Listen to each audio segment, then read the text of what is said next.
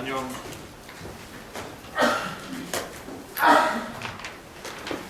Hello. 안녕하세요. Peter Ellingsen입니다.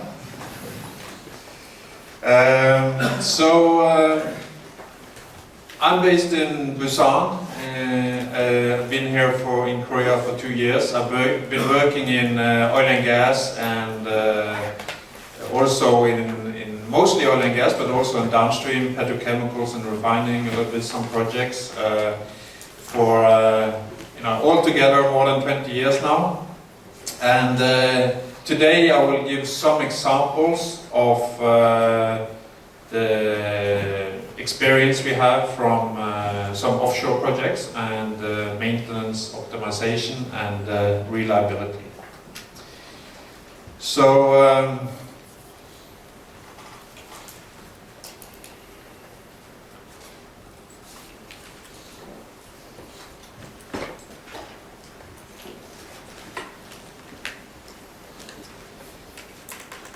we have had a couple of, I tried to speak slowly and I hope you understand my English well, and I will not, just let me know if I'm speaking too fast.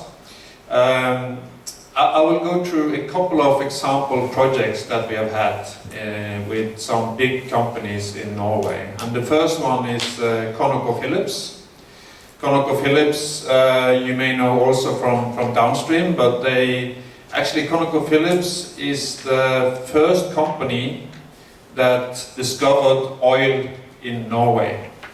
And their first oil discovery is one of the biggest oil finds in Norway, even today. And they made this first oil discovery in the 70s. So 40 years ago, they made the first oil discovery in Norway, and it was also started to operate in the late 70s, so almost 40 years ago. And the thing about this is a picture of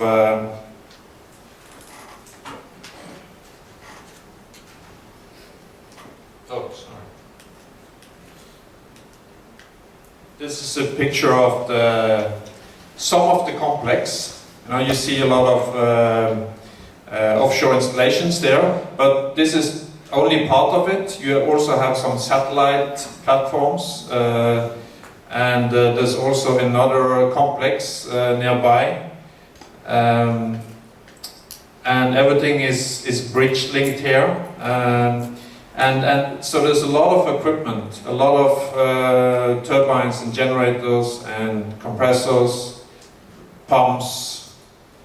There's a lot of equipment to maintain. And we're thinking about it when we engage with ConocoPhillips. So this was basically a couple of years back, and then they had another 40 years of lifetime for this asset. So they've been operating for 40 years, and now they have another 40 years in the future. So altogether 80 years expected operation time. And obviously, there's very little equipment that you can operate for 80 years. So what they are doing is to gradually upgrade equipment, make new installations, make new structures. But there's a lot of equipment to maintain. So in a way, when you're thinking about when they are stopping producing, I will be way beyond retirement. We all be way beyond retirement when they are stopping producing from this field. One of the main problems for ConocoPhillips, we actually worked for them over a period of 2 to 3 years. And one of the main problems they had is that the maintenance program becomes very static, which means they are not looking at the history, the failures on the equipment. They are not making any analysis or very few analysis of the failures, and they are not adjusting the maintenance program accordingly. Which means that in most cases they are doing too much maintenance on their assets, and they are not optimizing their maintenance. Another thing, a challenge that they had is that they were collecting a lot of data, condition data from heavy rotating machinery, but they were not using that data to make decisions. It was basically collecting data but not doing anything with that data. So we helped ConocoPhillips actually finding out what data to collect and what kind of decisions you have to make by collecting that data.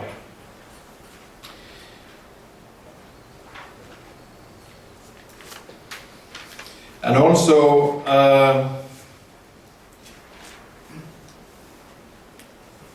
you see this ladder. So basically, we try to help ConocoPhillips taking a couple of steps up this ladder to make sure that they have continuous improvement of the maintenance program, so that it's more dynamic, and that requires quite a lot in a big organization.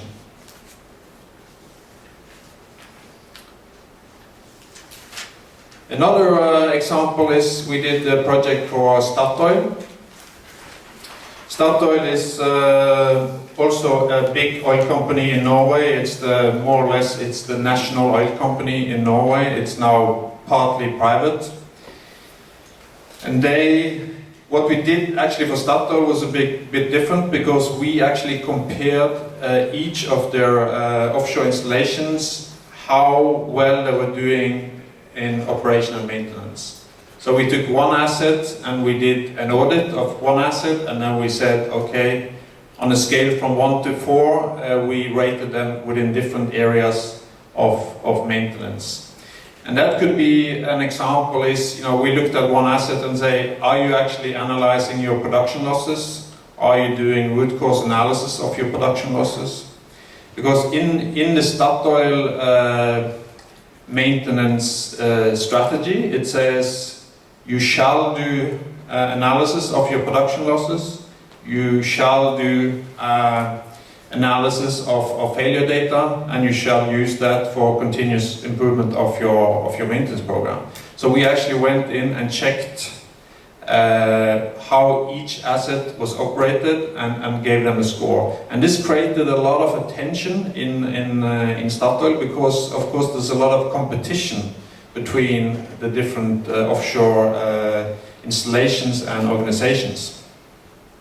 So that's maybe something you can think about. If you have a lot of refineries in Korea, if you have a lot of assets, but different practice, different way of doing maintenance, you can actually benchmark each refinery, and by doing that you're creating kind of a competitiveness, and people will strive to be better.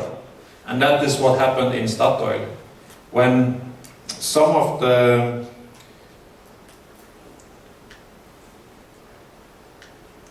companies got some low scores here compared to the others, then they were of course upset initially, but they acknowledged they were not performing as good as they should do, and then they're striving to get better.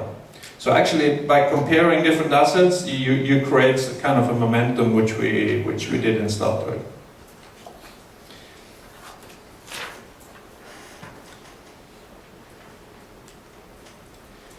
So just a little bit of summary of a couple of the critical success factors that we see for best-in-class maintenance management. And you can think about, are you doing those things in your own company? Starting here with getting the maintenance basics right.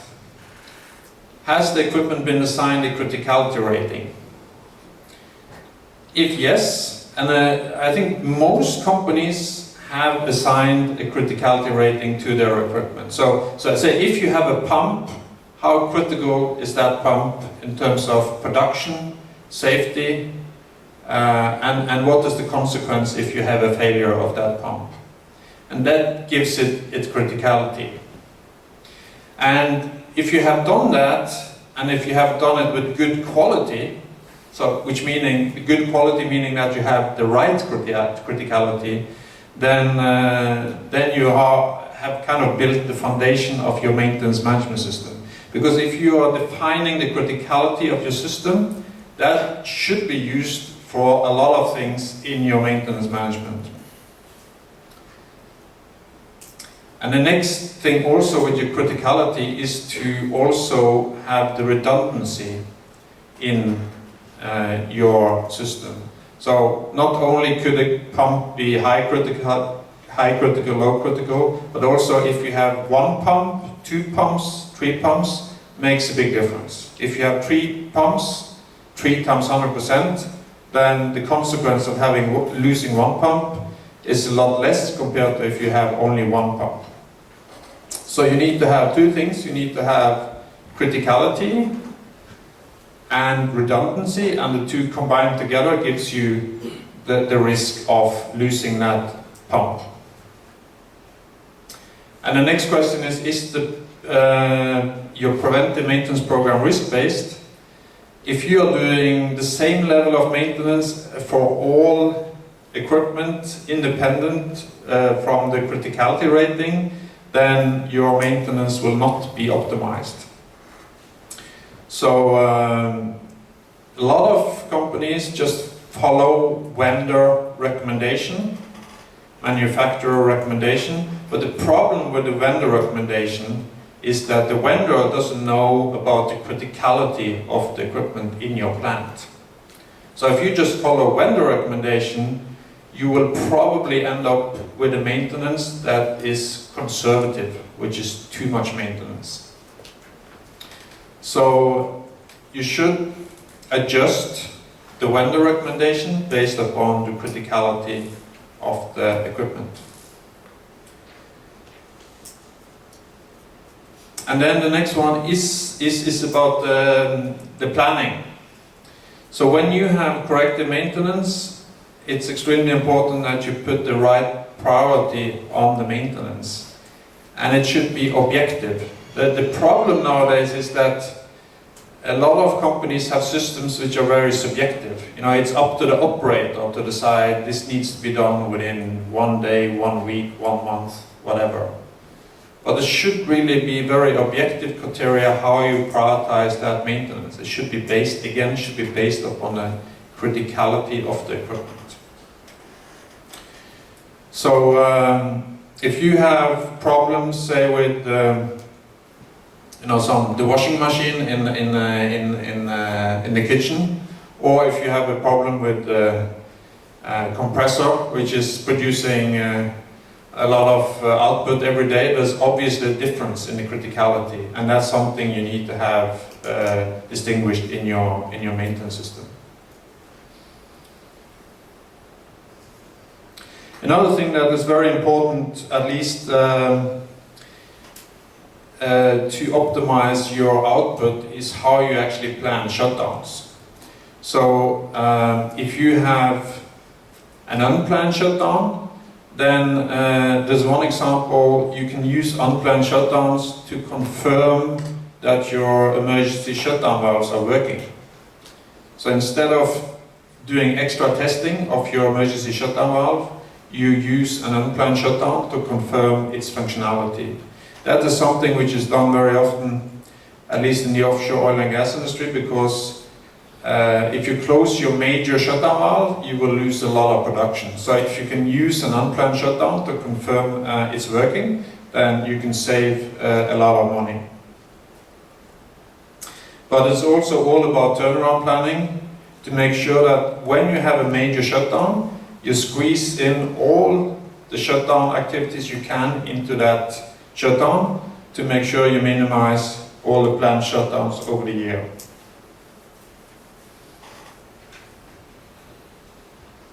And then the last thing, I think, is maybe the one that is most difficult, is if there's a systematic analysis of operation and maintenance data and production losses.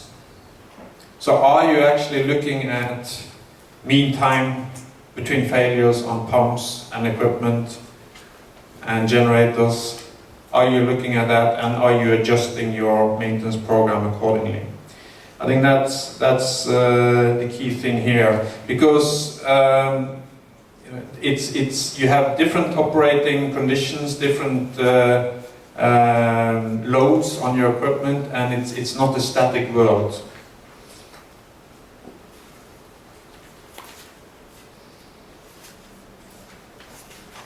So the topics I'm going to go through is related to understanding root causes for loss production, and using the consequence classification to prioritize maintenance, condition-based maintenance, and then maintenance optimization for passive instrumented safety systems, and life extension.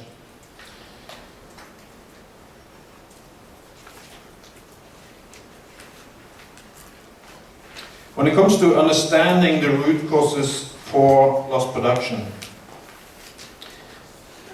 then it's important that when you have big production losses, you need to understand why it's happening, and it's not always related to reliability. There could be a lot of reasons why you have production losses. We have done a lot of analysis of why production losses are happening, and it could very frequently it's related to operating the wrong valve, or it could be that you are trying to maintain some live equipment.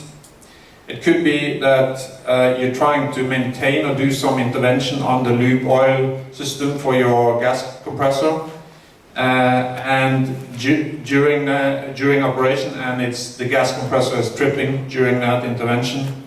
So it's not always technical causes for your loss production, and I think it's very important when you have a production loss, say it's over many hours, then you're talking about a lot of lost value, a lot of commercial value that gets lost, and I think it's important to understand why this is happening and try and avoid the same in the future, which is why we in DNV we have something we call a loss causation model, where we have different checkpoints or different categories of losses, and we look at basically substandard activity, personal factors or basic causes, immediate causes, and lack of control. So always looking at why did this happen? If somebody operated the wrong valve, so why did he operate the wrong valve? So maybe the answer to that question is he didn't have a proper procedure, and then why didn't he have a proper procedure? And then at the end of the day, you need to establish a system to make sure you have proper procedures, say for isolating equipment or maintaining equipment. So when we have done analysis of production losses, this is just an example, and the distribution here could be different, but we see that there's maybe one of the biggest contribution for production losses is human error. And then lack of control and leadership. Lack of control and leadership could be that you have an inappropriate permit to work system. It could be that you don't have proper isolation procedures. It could be something related to the leadership of the work. And then poor design also is a big contributor. That depends, of course, on your plant. If you have a very good plant with good design, then poor design may not be a big factor. But we generally see that, say, an old control system may cause you a lot of problems. If you have a control system which is incompatible with some of your equipment and the technology of your equipment, then poor design could also be a big factor. And then, of course, you have poor preventive maintenance program, and then we are talking about the reliability. And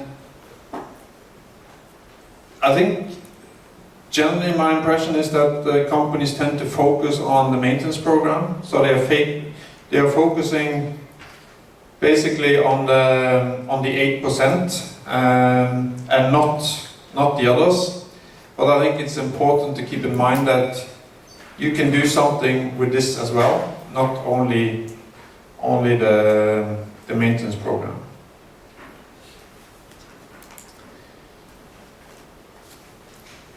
And we have done, when you have, like for ConocoPhillips, when they have this big complex, many offshore installations, if they produce, say, 100,000 barrels of oil per day, and then say the oil price is $10 US, then they will lose $5 million US per day if they lose the production one day. So $5 million US is a lot of money, obviously, and even if you lose the production for 1 hour, it's a lot of money. So then it's important to try and categorize the losses, and we have been doing that here as an example, and trying to categorize the human error type of causes. And you can see here that operator initiates error. There could be many reasons for that, but one reason could be that you are intervening with live equipment. You are maybe trying to do some maintenance on some live equipment that you should not have done. It could be that you are trying to do some maintenance on the lube oil system of a system, and you think it should be okay without any consequences, and it's not. So we see here, generally speaking, that operators initiates error or error during maintenance and repair are high risk activities. And then also, if you look at more technical causes, then poor design is a major contributor, and your preventive maintenance program is likely to be a major contributor. And here, normally the Pareto law applies, so you can say that there are 2 causes here that is contributing to at least 80% of your losses. Generally speaking, there are 2 or 3 causes contributing to 80% of your losses.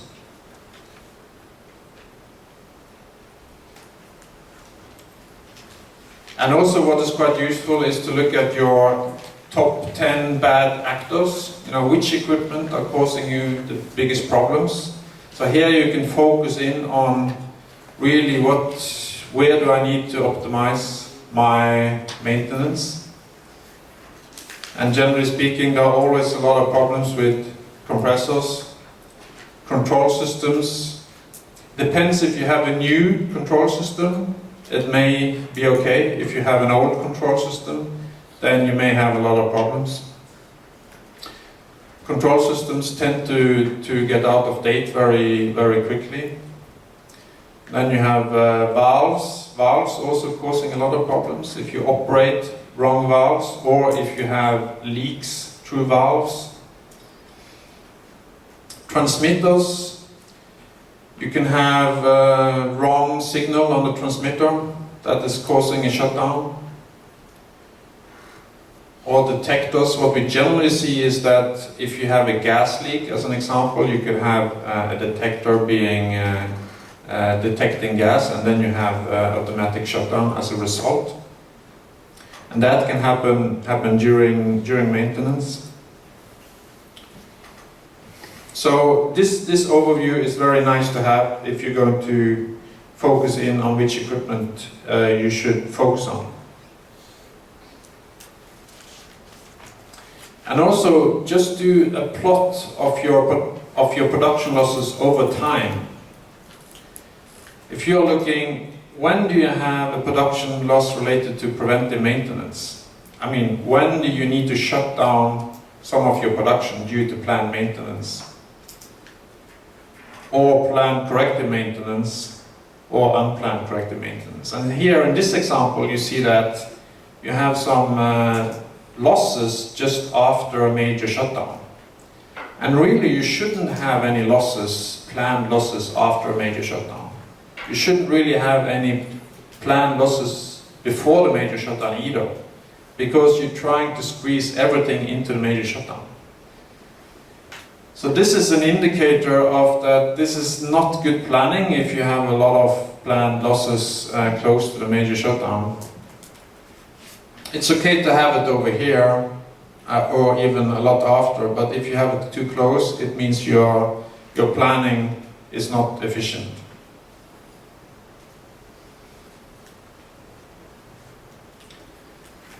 So some common issues that we have seen: poor marking of equipment. If you have equipment, if you have a lot of equipment, but you don't have tag numbers on the equipment, you can easily, maintenance technicians and operators may easily start and do maintenance on the wrong equipment because they don't identify the equipment. Or you have heavy rotating equipment which is vulnerable to human intervention when it's live. Or poor planning when you have heavy construction going on close to live equipment. Poor isolation procedures. Or wrong material if you have the wrong O-rings on gaskets and flanges. Or poor quality control after maintenance. Those are some examples that we have seen is leading to production losses. And some of the things you can do to reduce the losses is to do human-machine interface analysis for human error, or you can do an analysis of, are there any training needs? Do we need to provide additional training, say on isolating equipment? Or it could be related to procedures, that you need to develop more detailed procedures on isolation procedures or permanent to work procedures. Or if it's poor design, you have to look at your systems, if there are any bad actors, say if the control system is causing you a lot of losses, or if there's a lot of corrosion issues in the pipe. So you may need to do some real investment in your asset and do some upgrades. Or is it the maintenance? Do you have the right maintenance on your systems? So you can in a way categorize your improvement initiatives in 4 categories here. Either you focus on your maintenance, you focus on your procedures, or you focus on investing and buying new equipment, or you focus on eliminating human error.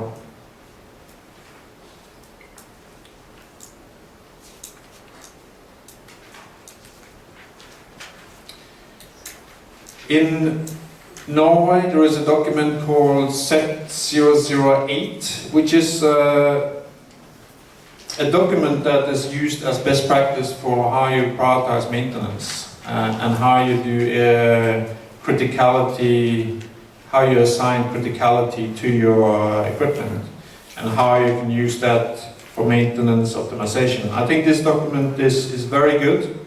It's something that I would recommend you to have a look at. And it covers basically everything from establishing the technical hierarchy in your SAP system or whatever computer-based system you're using, to consequence classification, establishing your maintenance program, the planning, the execution of your maintenance, reporting, spare part, and resourcing.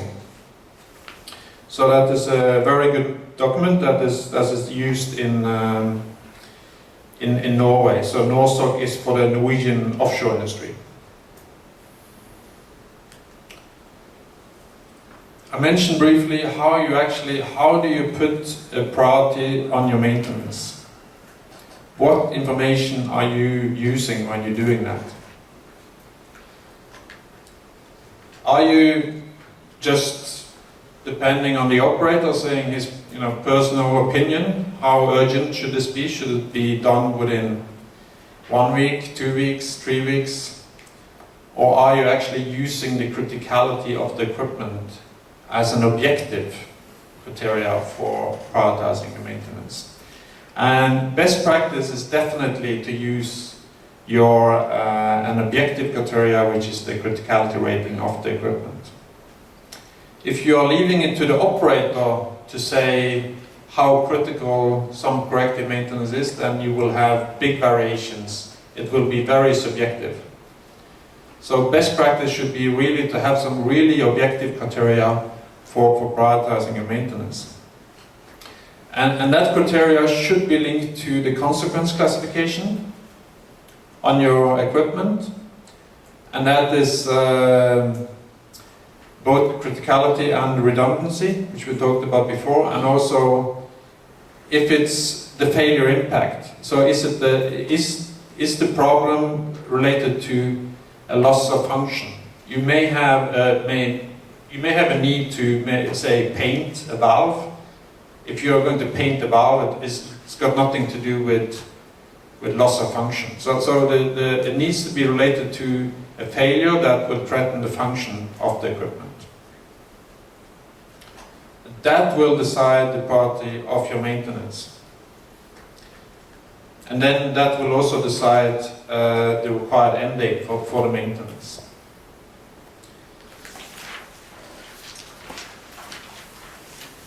And then you will have different categories of priorities. You will have a red category. A red category could be anything from immediately to within 2 days, within 1 week, but it's for sure very urgent. And then the next category could be something like within a week or within a month, and then green within maybe a couple of months, or maybe even 6 months, depending on how you define the criteria. And then you may have an uncategorized priority, which is basically when you have something that is not threatening the function, something which is non-critical.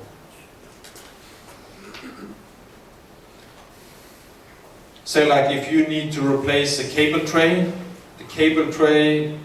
if you need to replace that, then there's no consequence on financially, only the cost of the cable tray. You're not losing any production. It's not critical for, well, it could be critical for safety, but assuming it's not, so then, it's not unprioritized. It doesn't have to be urgent.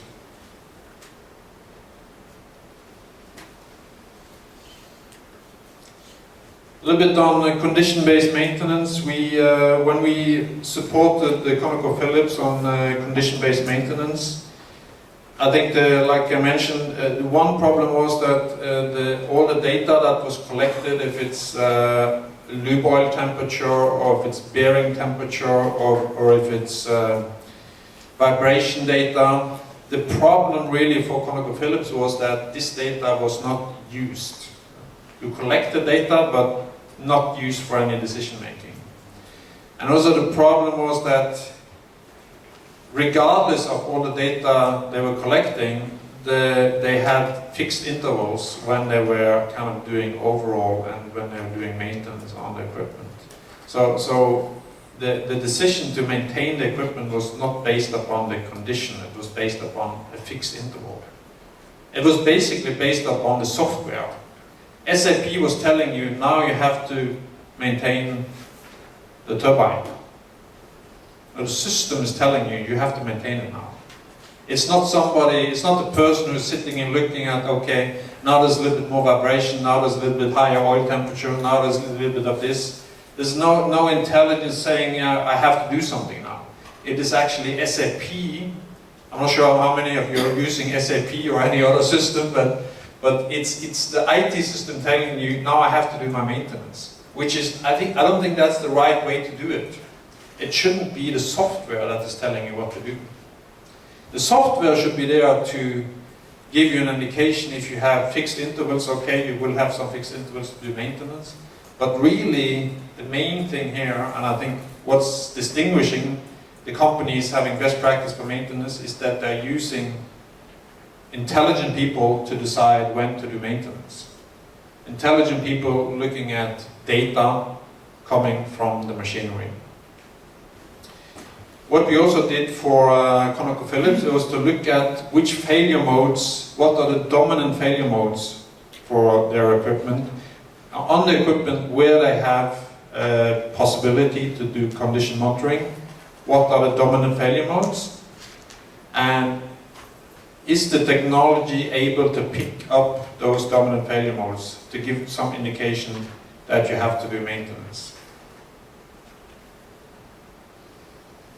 And ConocoPhillips here, they had a target of having 25 to 40% condition-based maintenance, which they eventually reached. But it's not only about this target, it's also about communication, creating awareness in the organization that we would like the maintenance to be condition-based.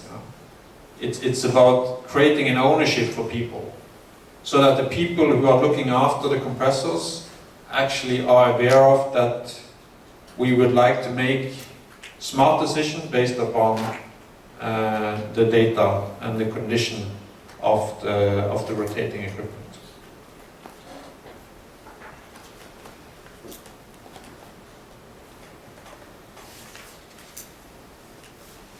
So what we did here is an example of what we did on control valves. We went through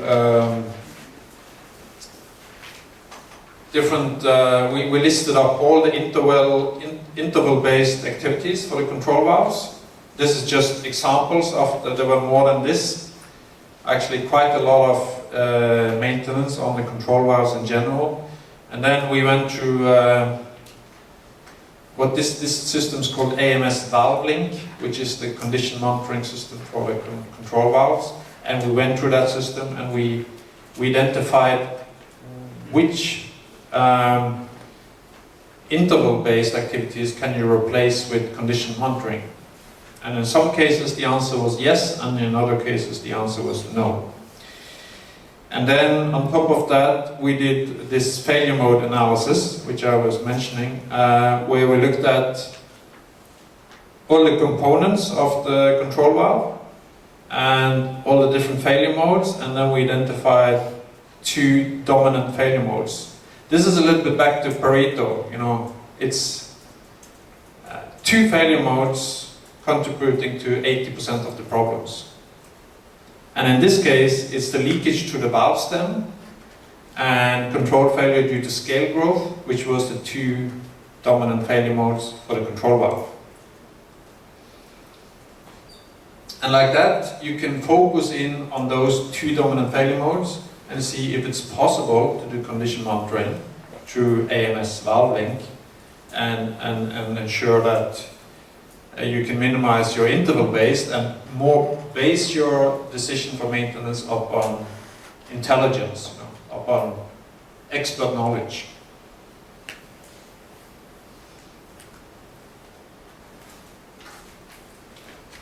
When it comes to passive instrumented safety systems, those are systems that are supposed to work when something goes wrong. Safety systems. Safety systems, you don't know if they're working. Gas detectors, you don't know if the gas detector is working. You don't know if the fire pumps are working. But if you need a fire pump, you probably want to know, you want to know if it's working, because if it's not working, you have a fire, you can have an escalation and a really critical situation. Same with the deluge system or the shutdown valves, you don't really know if they're working or not. And how do you ensure that your maintenance program is adjusted and optimized to the failure rates of those systems? And we have created, in DNV, we have created a simple methodology for this, where you're actually just counting the number of tests against the number of failures. And if you have a lot of tests and maybe no failures, you will increase the interval. But if you have not so many tests, but a lot of failures, you will decrease the interval. And we have, you can see this graph, some criteria for how you adjust this. And if you're in between, you're just keeping the interval as it is. One thing is that you have to define your kind of unavailability requirement or availability requirement. So say availability requirement should be based upon a SIL classification, which could be 99% or 99.9%, depending on the SIL level. And that's something you have to have an acceptance criteria as a basis for this. The problem with SIL analysis is that it's very complicated. I'm not sure if you try to apply IEC 61508 yourself. Normally you hire in help. You come to Dr. Park sitting in front here, who's the SIL expert. It's quite complicated to do. It requires a lot of knowledge on the process and the reliability. And that's normally something which is very difficult to do during operation. And you normally do it during engineering to determine the SIL level of your safety systems. But in real life, in operation, if you have a simple methodology, which is basically just looking at unavailability requirements, number of tests, number of failures, adjusting interval, then that's doable, it's feasible. One thing though that is very important is that you define what is a failure. For a shutdown valve, if that valve is supposed to shut within 20 seconds, 10 seconds, 15 seconds, you need to define what is the criteria of a failure. Or if you're checking internal leakage through the valve, you need to define what does it mean internal leakage, how much internal leakage is acceptable. Because every operator will have a different opinion on what is a failure. So that's the more complicated part, is to have a good description of what you define as a failure. But that should be possible.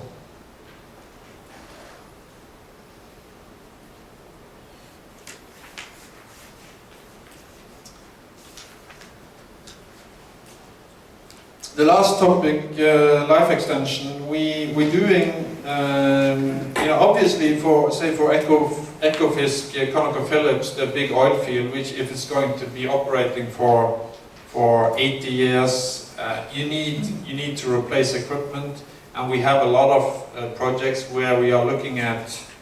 It's also about actually for the regulators. You need authorization from the regulators to operate. So you need to demonstrate that you have done an evaluation where you've gone through all the equipment, all the safety systems, and they are technically able to operate on demand and safely when you have a situation. So in some cases we're doing life extension where we're looking at what is the design life? How many years are you going to operate? Are you going to operate another 20, 30, 40 years? And then what are there any changes to your requirements? In many cases, maybe you have a product that you will not need anymore. Maybe you have some production lines that are less required. So you have less requirement to those systems. You will have less operation. Maybe other systems you will have higher requirements, more operation, more loads. So we'll go through that. And then another thing is that you have to document the condition, the current condition of those systems. And a lot of the times we're talking about condition of structural elements. Say if you have big bearing structures that are corroding and eroding, and eventually you have a risk of having a collapse, or if you have pipe support, or if you have piping that your corrosion allowance is way gone and you just have a few millimeters left on your piping. It could be different things, but normally it's like a complete mapping of all your systems and comparison condition and your design life of those systems. And a lot of the time it's about predicting future condition as well. So if you have, say, some corrosion, you're expecting more corrosion, it's about predicting how that corrosion will affect the integrity in the future, and if it's going to be sustainable until end of the lifetime. So there is one example here on the end where we have done a project for a platform in the North Sea, but we have many examples here where we have done life extension, and often this is driven by regulation. And I'm not sure how this is in Korea, if this is driven by regulation or not. But at least in Norway, you have to apply and demonstrate to authorities that you can operate safely for another 40 years if that's what you want to do.